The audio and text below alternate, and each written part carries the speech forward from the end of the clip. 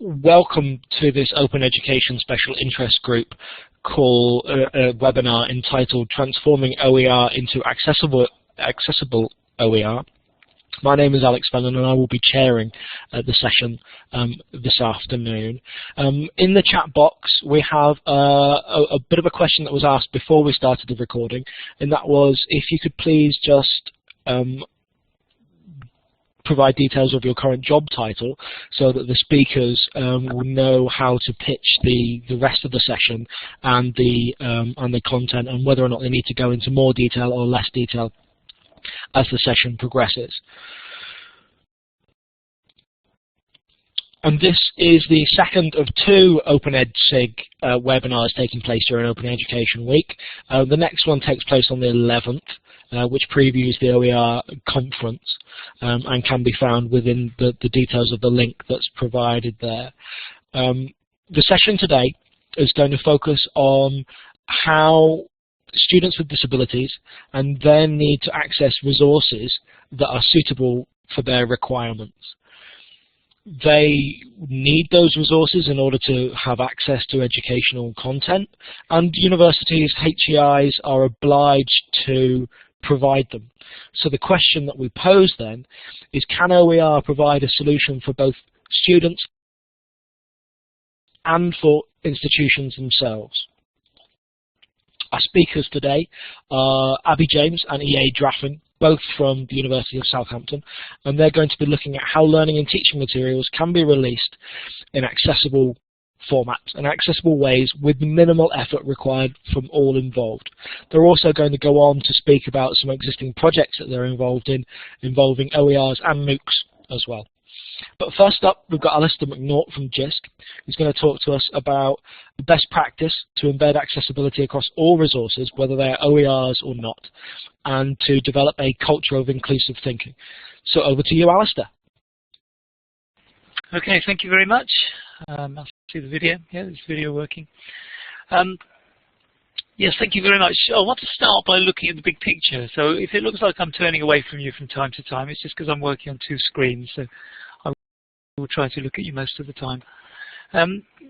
So what I want to look at is just some background information, really, to set the scene for the others. The others are going to be doing much more interesting, much more detailed things than I'm going to be covering, but it's still important for us to give the context.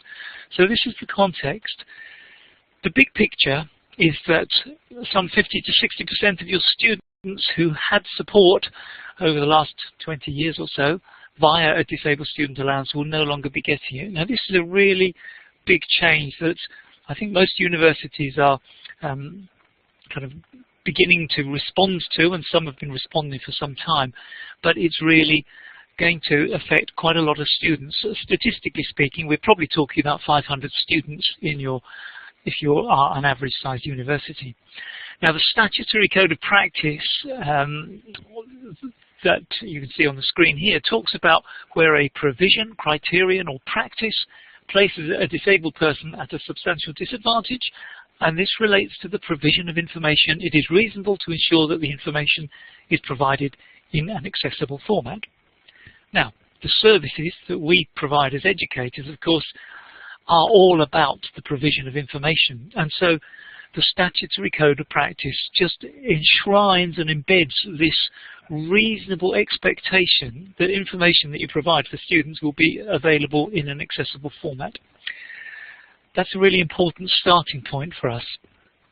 So OERs, open educational resources, are therefore actually incredibly helpful, because if we're trying to fulfill this requirement that information is provided in an accessible format, we can be in a situation where we have our own information, and you can see on the screen there, I've got my text-rich resource. Now maybe that's just the resource that I created. It's the way I do things, it's my teaching style.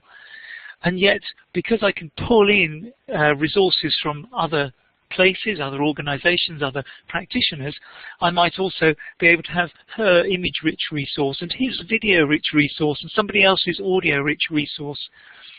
And straight away, without me doing very much work other than a little bit of looking around and being familiar with good sources of open educational resources, I can end up providing all kinds of links for really differentiated teaching. So my blind student, my dyslexic student, my deaf student can each get information on a particular topic in a way that suits them.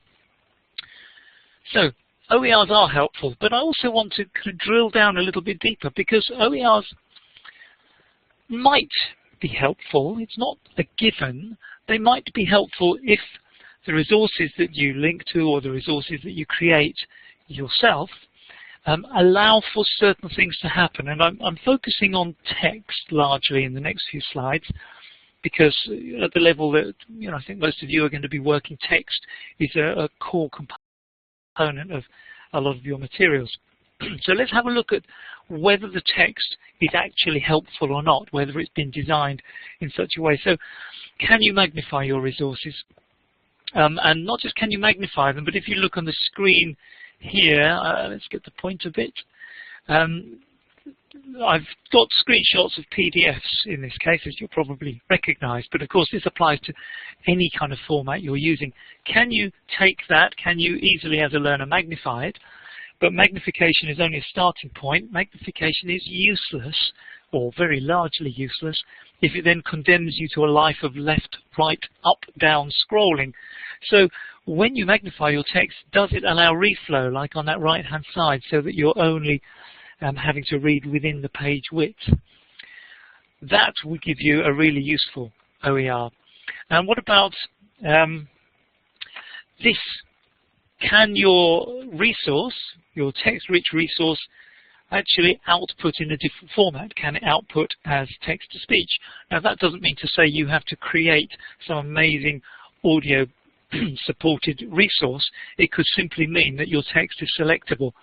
And the number of times I have got really frustrated because I've been kind of working with perhaps a resource that's been created as part of a big funded e-learning project, and I think I just want to try that on text-to-speech. I try to select the text and I can't do it. And if I can't select the text, can't copy it to the clipboard, there's a whole host of free text-to-speech readers, commercial readers, etc., that simply will not work with it. And this is surprisingly common. And I was working on a resource probably 18 months ago where the resource had been created in Storyline Articulate, and it looked fantastic, it looked really good, but if you tried selecting the text so that you could have it reading, it was impossible. So can your text either read out directly or read out indirectly through a third-party tool? And what about this one, the ability, very simply, to change colors, change background colors? Now again, so many of the kind of professionally produced resources that I come across will allow you to do kind of quite clever things, but actually doing something really simple like changing colors or contrasts, it's not built into it, and that is just not really helpful.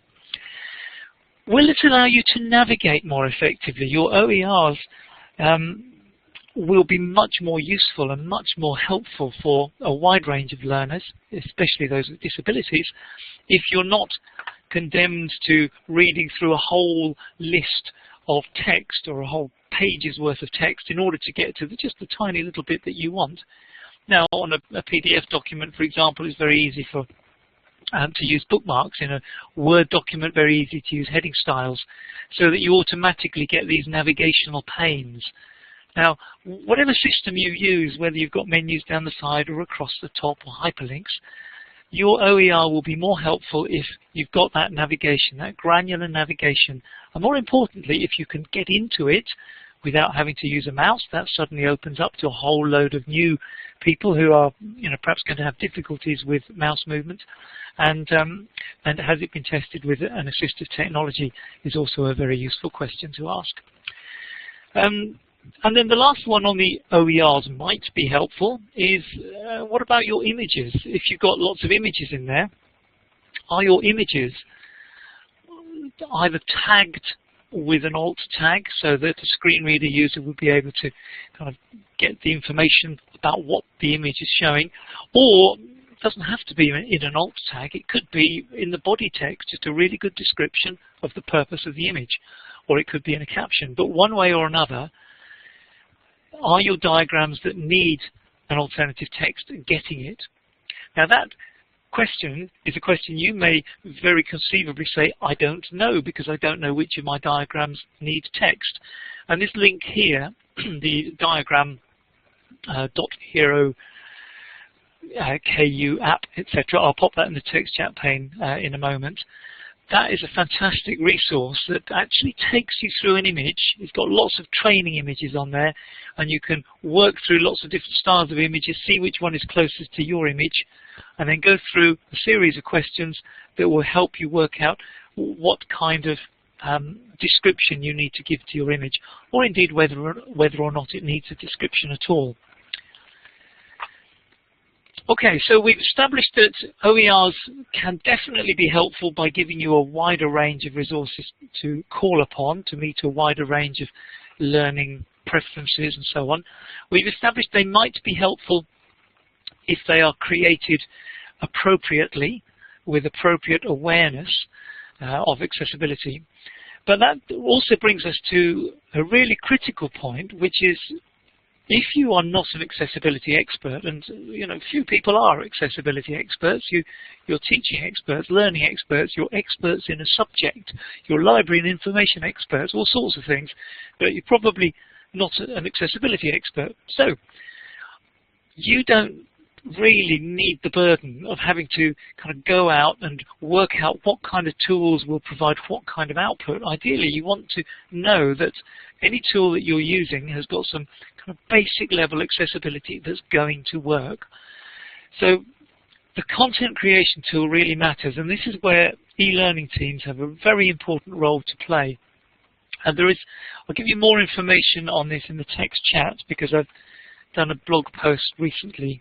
I can find my text chat on our accessibility and inclusion blog. If you were to, oh no, that resource I've just popped in there is a slightly different one. That's on checking the accessibility of OERs and ebooks and other sorts of e-resources. The one that's going in now is the one I was talking about, the blog post. The slide here is summarizing the key points, really, in terms of what to look for in a content creation tool. And I would say that for good open educational practice, you want to use an open source tool. The reason for that is that if you've got a commercial tool that is only in the hands of one or two people who have got the license and have got the skills to learn it and so on, then you're probably going to be limited in the number of staff that are able to create quality learning materials. So being open source, being license free is really important. And not only that, that allows you to then flip the teaching and the learning so that the learners themselves can be creating resources. We can be teaching them OER type practice. It's great if your tool's got built-in accessibility. Some have, some haven't. And of course the reality is that the accessibility profile changes from time to time, because you get another set of features added, and that sounds great, but then you realize that adding the features has had a knock-on impact on accessibility. And so it's not just a question of what's my tool like now, but it's what's the commitment of the developers of the tool to continue to make it accessible. Something that's easy to use, familiar editing options, something that's template driven, and again, lots of e-learning teams really like high-end content creation tools, because that's what's appropriate to their skill level. It's not really what's appropriate to the skill level of your ordinary tutor and lecturer. So we need to be thinking holistically about what's good for the whole organization. And then some of these collaborative type things. Now, I'm going to do a quick plug here to say that there is an open source contender that does all of those things and does all of them well. And that's Xerte Toolkits. If you haven't come across it, it's well worth having a look at that. And in fact, there is a Xerte conference coming up very shortly. I think the early bird is in April. The early bird bookings end in 2 days' time. If you're interested, there's a link there. But that is a content creation tool that I would certainly commend that you have a think about, because it's got a range of inbuilt accessibility. They're working on improving the accessibility at the moment, with having had some feedback from screen reader users recently. And and it ticks a number of those boxes. So the end point for me is OERs theoretically are brilliant for accessibility just because they give you that broader range, and it's a really excellent starting point to be looking at OERs. But think about how you create them or how you evaluate the ones you're looking at. Now over to my esteemed colleagues. I'm not sure which of you is going first. Thank you, Alistair. But I shall end out there. Hello, it's Abby here from Southampton. We're doing a triple act today. We quite often, two of us, Alistair or myself, or yeah, we all mix together. Thank you, Alistair. That was a really good introduction. I just wanted to add on, for those of you who've got a more technical background, developing online resources, there are two open source WYSIWYG plugins for authoring, which currently meet the most recent accessible guidelines, and that is Tiny MCE and CK Editor. I'll just drop that into the chat pane. So if you're looking for plugins for websites, those two are currently the leading providers on the accessibility front. So I'm going to talk for 10 minutes or so about creating accessible open educational resources, and more about, if you're setting out on the process of authoring them, what you need to consider and why you may need to consider a few more factors because they are open. So my first slide is with a big caution sign. And I think I say that from the position as an educator, that often if you are creating educational resources for your students, you know the audience, you know how you're going to present those, you know pretty much the requirements and how you're going to share those files and what platform they're going to be put on. But as soon as you make those educational resources open, then that factor is out of your control. So the double whammy really with accessibility and open educational resources is you have an unknown audience. So how will your materials be repurposed, and how will those materials be accessed and by whom? That means that you have no idea what potential issues may arise in the future. For example, if I had a hearing impaired student in a class, I would avoid audio presentations or make sure that they were able to access them. But as soon as you're making that materials open, that's potentially going to cause a problem. The second issue with open educational resources is that you don't know how they're going to be shared. You don't know what platform they're going to appear on. You don't know what support is going to be provided. And the final unknown is liability. And some of you may have heard of a legal case that's ongoing in the US at the moment, where a deaf group have sued Harvard and MIT over their online courses because of lack of captions, and this case is still progressing and is being taken through the courts. It hasn't been thrown out yet. And this is an issue where the education providers have said, well, it's open. We don't believe we have to provide full accessibility, and the courts are saying, no, actually, you have to ensure that accessibility is fully built in. We may not be in that legislative environment in the UK, but your resources may then go on to be used in other territories which may have more stricter legislation. And from a user of open educational resources, explicitly stating how accessible your resources are and what standards you have worked to helps both authors that may go on to repurpose your materials and students, even if it means saying that you have not put any accessibility in. It means somebody can come along and improve the resources, and also students can find out if they are able to access it. From students that we work with, one of the biggest problems they have is encountering materials and resources and not knowing whether it's accessible or not, and spending a lot of time trying to access things to which in the end they're not going to be able to get the required content out of. So when it comes to incorporating accessibility, we need to think about another factor as well called usability, and that's often thought about in terms of interface design and visual design, but it is also an issue with accessibility as well.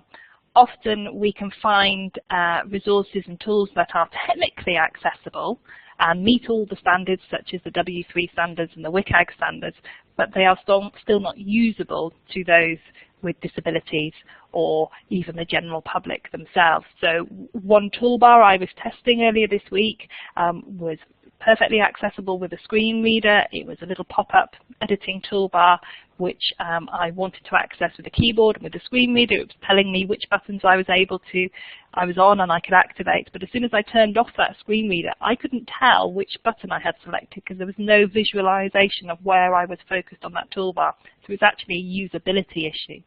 And even beyond accessibility, I'm sure many of you have experienced websites and resources on mobile phones or smaller screens which become unreadable because of the lack of space.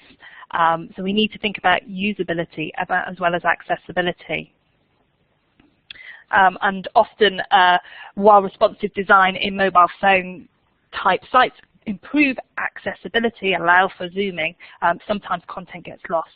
And generally, a general rule is PDFs are the worst case scenario for trying to build accessibility back into at a later stage, whereas if we have HTML content that can be added to and adapted and created in more adaptable ways going forwards.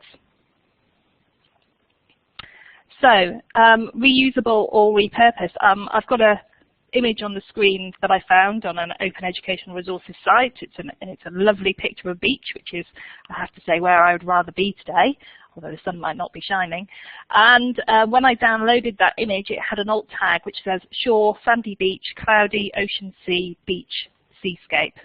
Wonderful if I want to search for that image. Those are all keywords that I might be able to find. But if I was using that in a learning resource, it could be used for coastal erosion, it could be used for cloud formations, talking about the weather. It could be used in terms of photographic composition. I'm sure you can all think of many, many ways in which that image can be used, but the alt tag isn't telling me how that image is being used in the context of the text. So yes, you can adapt and create alt tags, but also consider how to use captions and the text around to explain those images so that that material is available to anybody repurposing it and they can understand that as well. They can see how you intend that image to be used. So that's a bit about what you should be thinking about as an author of open educational resources. How can you actually develop your skills, and what actually in practice is it like trying to build accessibility in? Now I'm going to pass over to my colleague sitting next to me, EA, who's going to talk about our experience building some open educational resources and some tools that can be used.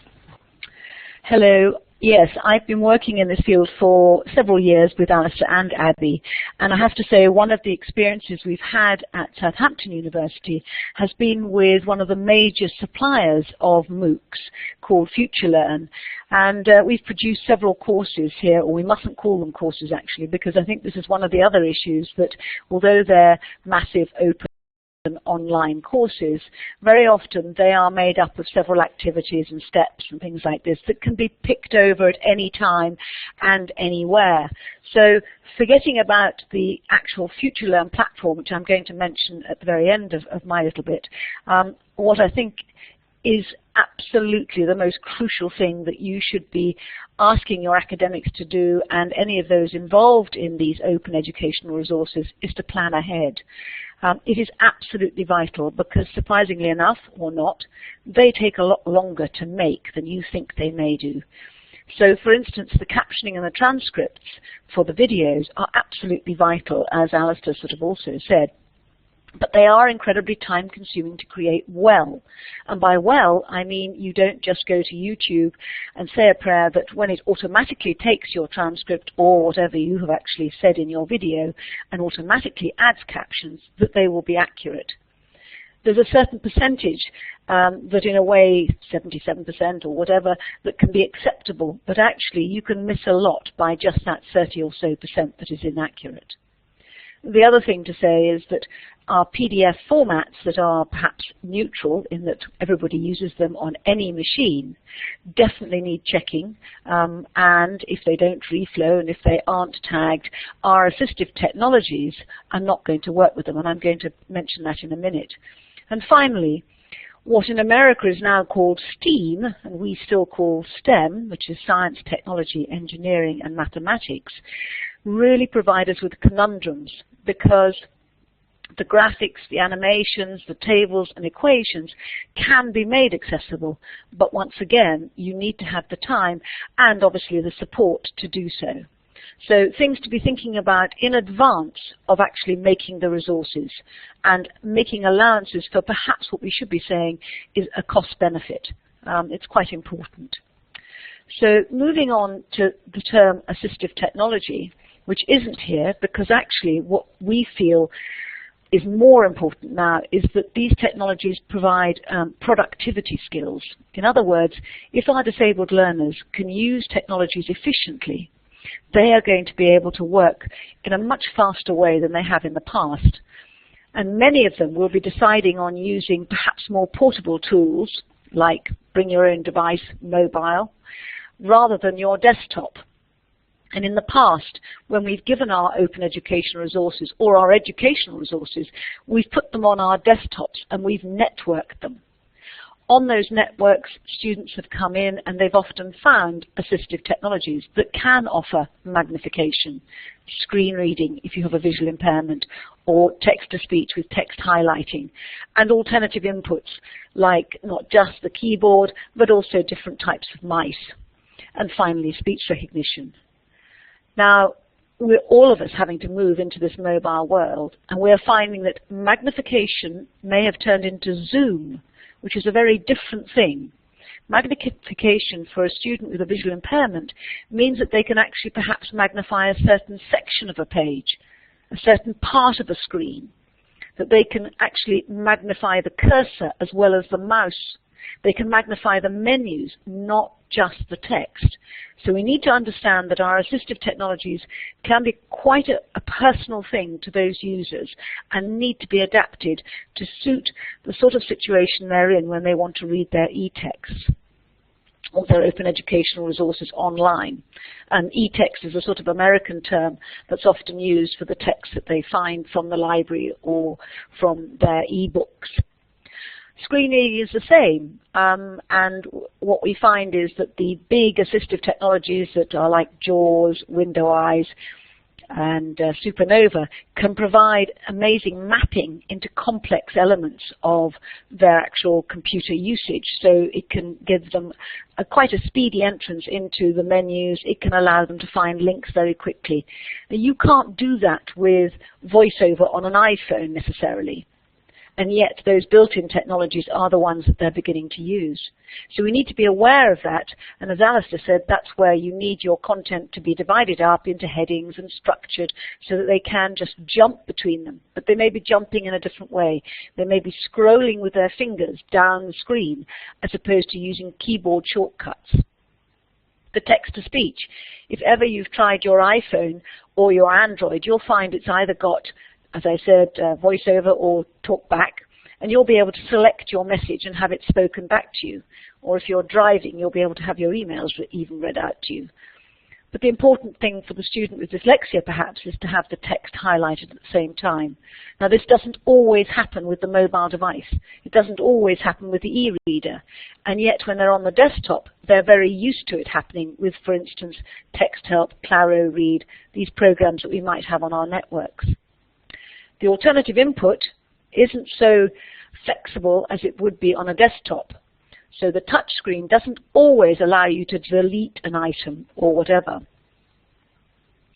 Speech recognition. Once again, we now can talk into our mobile phones. We can talk into our web browsers. So if you think about it, Google now allows us to do speech recognition. Once again, though, it's not always as flexible as the Dragon naturally speaking version that you may have encountered on your desktop. And I apologize if I'm speaking too quickly because I realize that some of us are getting feedback. So moving on to the next slide and understanding that assistive technology is now moved into several realms. So it's mobile, it's e-reader, it's desktop. And by e-reader, I mean the particular readers that you might find on a Kindle or an iPhone or an iPad. There are so many apps now, I'm not going to name them all, but you can look up e-readers and you'll find them on all the app stores. I'm going to move now into the way you can check your documents yourself for the accessibility so they can be used with assistive technologies. A structured Word document is something that's absolutely vital right at the very beginning, because when you save that Word document, it will then become an accessible PDF if you've used styles and headings. And if you then want to check the PDF, there are some free ones, such as Pack2 or Pave Online. These URLs, where you see the highlighted text, we'll make sure those are in the notes of the slides.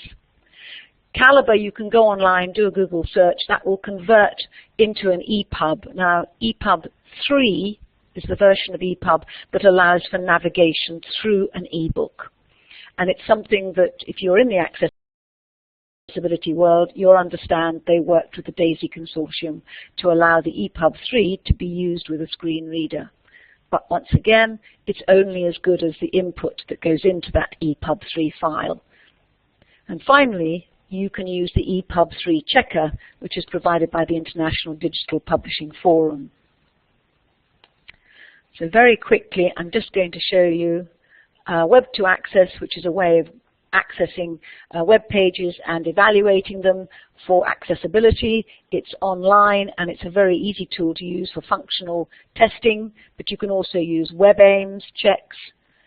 We've got an AT bar that you can put on top of your web pages, and it will allow you to color the web pages. It'll allow you to give text-to-speech to your students. It's totally free, it's open source, and I apologize.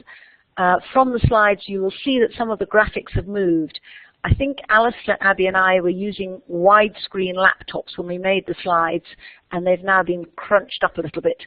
But basically, AT bar allows you to customize your web pages.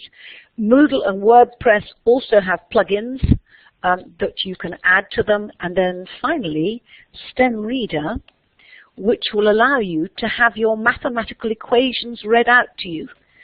And this is something you can see online at www.stemreader.org.uk. As long as your equations are in LaTeX or MathML and not as images, there is now the possibility of having those equations read as text-to-speech with highlighting.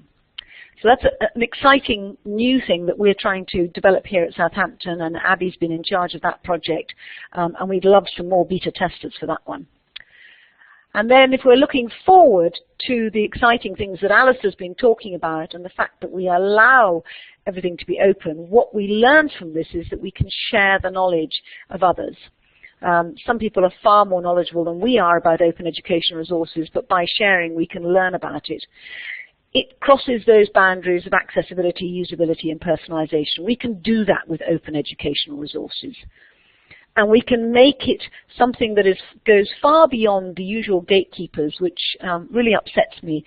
In the world of assistive technology and accessibility, there tend to be these wonderful experts that are perched around the world giving advice, but it's always within their own forums. It's within our own conferences. We need to get out there. We need to be talking to the academics, to the learning technologists.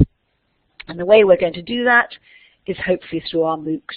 And there will be a free MOOC all about accessibility and assistive technologies. And one of the things that I've learned from developing this MOOC is that don't ever do open educational resources in a chunk. Break everything down into a tiny step. Whether it's one image that you're going to add to a document, make sure it has its alt tag, make sure you know it's copyright, make sure you know where it's got to, and you say where it's come from. Break everything you do in any online resource down into tiny little steps, and you'll have a really successful open educational resource. Back to Abby. Thank you, EA. That was brilliant. I'm just going to talk about a few other things that are going on which follow on from that. Firstly, a course that's already available, and it's particularly for those of you with a more technical angle. It's actually the course that Facebook use with their developers internally about accessibility, but it's available from the link on the slide, and they can have it, say it takes about 20 minutes. And there's this wonderful acronym called HIKE, So take a hike, and it goes through about headings and semantic markup, images and labels, keyboard navigation, and then the extra stuff, which is all the more technical side of ARIA, color contrast, text layout. But if you are considering how to develop web resources and content, particularly in HTML5, that's a really good free resource and really well written. So if you've got technical staff who you also want to upskill on accessibility, that's a really good place to point them to. And finally, the last thing we wanted to talk about is a platform called SlideWiki. I'm not sure if any of you know about this, but it's a platform that's been developed in Europe for sharing open educational resources in slide form, and it's starting to be redeveloped. SlideWiki 2.0 is being funded as part of a Horizon 2020 project, and we are leading the accessibility and usability part of that project. And our goal is that over the next 3 years, as that platform's rebuilt, it will provide a tool for creating and sharing accessible resources, both being able to create it through assistive technologies in an accessible way, and also ensure that the content coming out the other end is also accessible. And there are the opportunity for people to trial and use the system as it's being built. Currently, if you go to the website, you'll see SlideWiki version 1.0.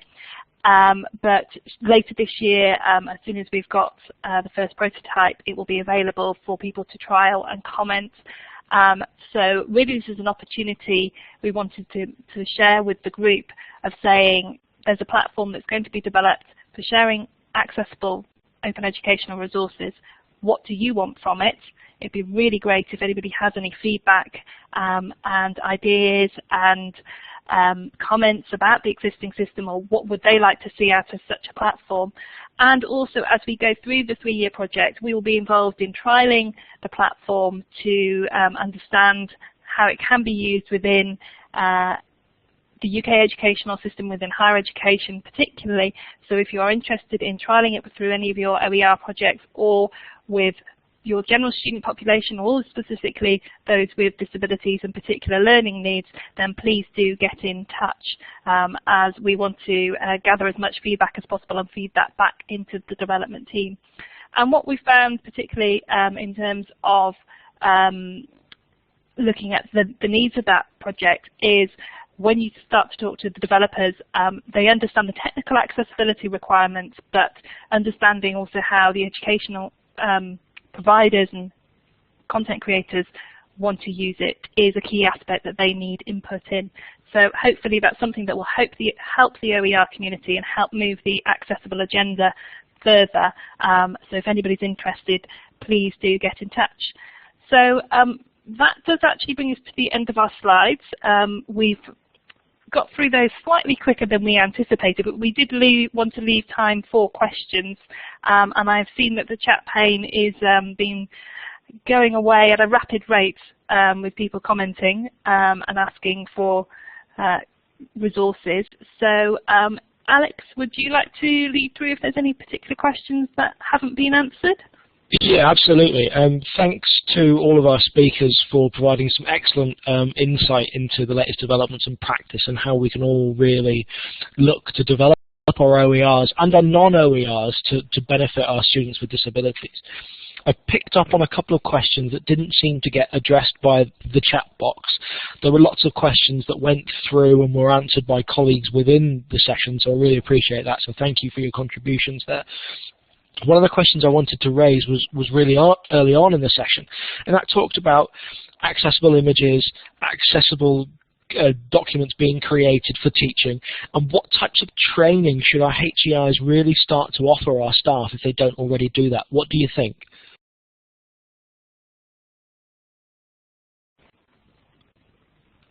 Okay, I think I'll start off by this one, but Alistair may also want to input.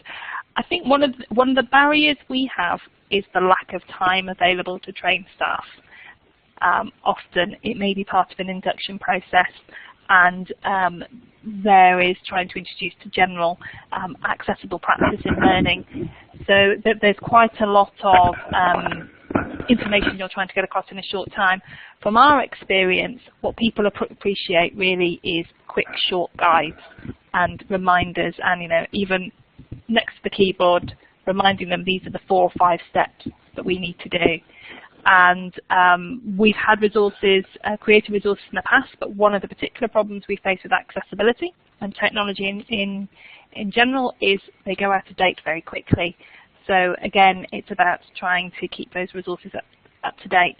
And I think actually the changes within the DSA scheme are making many institutions look at the type of training they offer.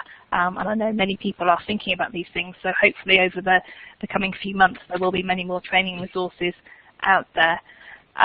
In terms of resources outside of HEIs, we tend to find that they are very technical in the sort of WCAG and W3C resources, or you can find MOOCs and some open education resources, but you do really need to know what you're searching for, and that is a problem. Many people don't find out about accessibility unless they're actually searching for it. Thank you. That was really useful. There was also some conversation following on from that in the chat box about the role that UKPSF could play and how that could be used to perhaps try and embed some of this practice right from the start of the new lecturers joining institutions, but also those going for accreditation. What with TEF, potentially around the corner for us, could this be a useful tool to try and improve accessibility standards? What do you think about that?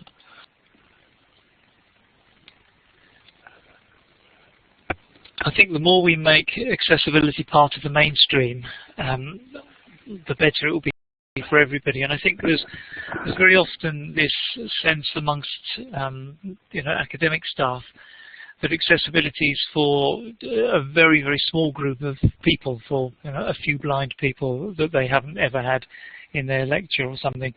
And I think the message that we've got to get better at promoting is that accessibility is genuinely for everybody. You've got 10% of your students are likely to be print impaired, just demographically.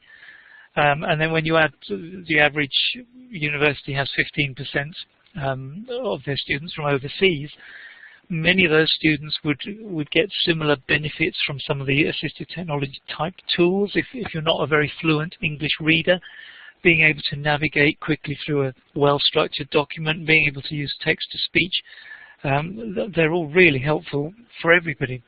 So I think part of it is getting across the message that it's not a niche interest, it's actually about good quality teaching. The second thing is making it mainstream, and I think the UKPSF is certainly one way that I think it should be going.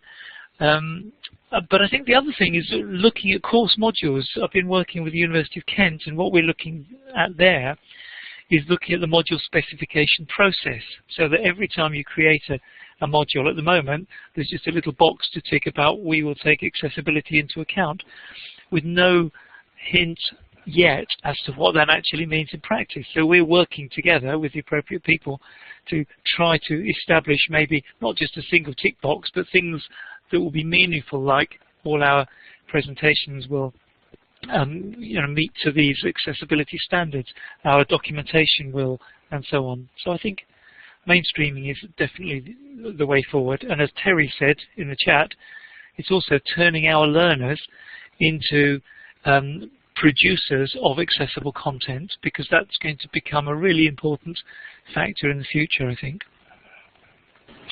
Can I also just add, I think there's always the argument of accessibility of trying to demonstrate the cost benefit, and actually making resources accessible by adding alt text and structure within the headings means they're much more easy to search and much more available to search engines and that type of construct. So often when you're trying to sell this within technical teams or within senior management, the fact that the resource is accessible means that it's more available and easy to use on that level. It's always about trying to find the person who's got to have the tick box KPI to say, yes, this is going to be worthwhile investing time and money.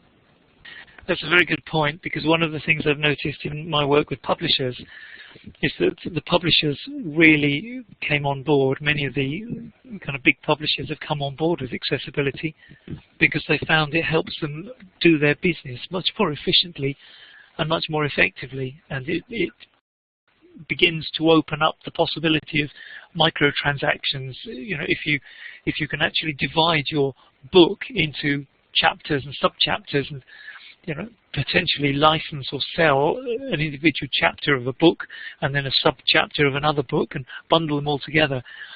If you've got good accessibility structure, it also allows you to do really clever business and machine-readable stuff as well.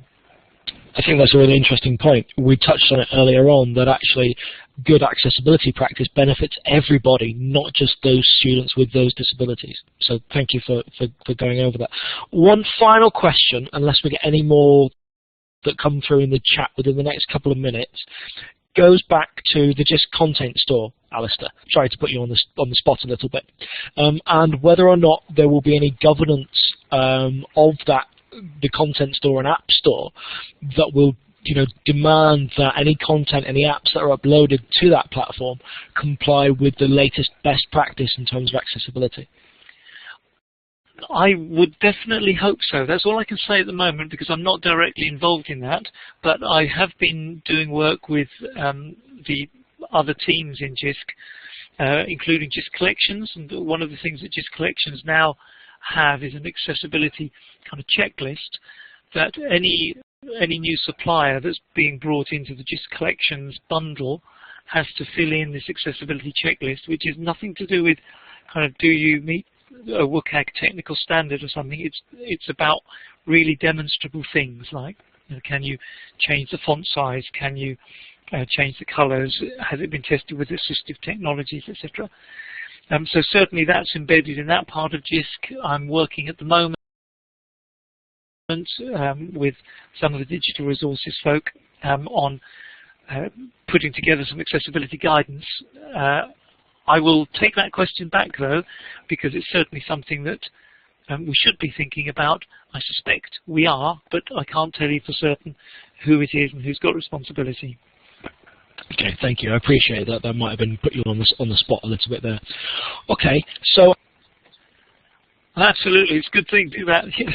Can I just add that one of the things that would be really great is when they did this idea of moving Jorum over, they provided a list of alternative platforms. I don't know if you were aware of that you could use. What would be really helpful, Alistair, I'll put the link to it in the chat, would be if you could ask them, is there any way there could be a checkbox that could say, well, actually, this is a really accessible one. It would be very, if they could check it all, because I have to say the list is quite long, and I think if I was an academic coming to it, I'd find it an incredibly useful list, but I wouldn't know whether it would be suitable for all of the sorts of issues we've been talking about.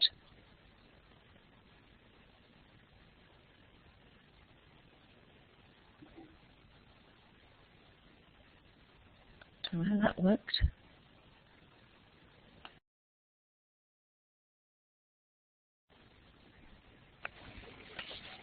Oh, okay. There was me talking to into my microphone with mute pressed on my mic there. Apologies. Thank you very much for that, EA. Again, that's a really useful recommendation for the sector that we'll pass back to Jorum and the guys working on that project. I just wanted to extend my thanks to my three speakers, Abby, EA, and to Alistair for contributing their time this afternoon. I think that was a really useful session just to go through some of the latest developments and best practice that we can all adopt and take back to our own institutions and incorporate within our own practice. That's the end of the webinar today. We'll post a recording of the session on the OpenEd SIG special interest group web pages that are on the slide that's here. Just the final reminder about the webinar that's coming up on the 11th about Open Educational Resource Conference on the coming up next month, I think it is, in April. So thank you all once again, and have a nice afternoon. Thank you very much. Thank you. Thank you.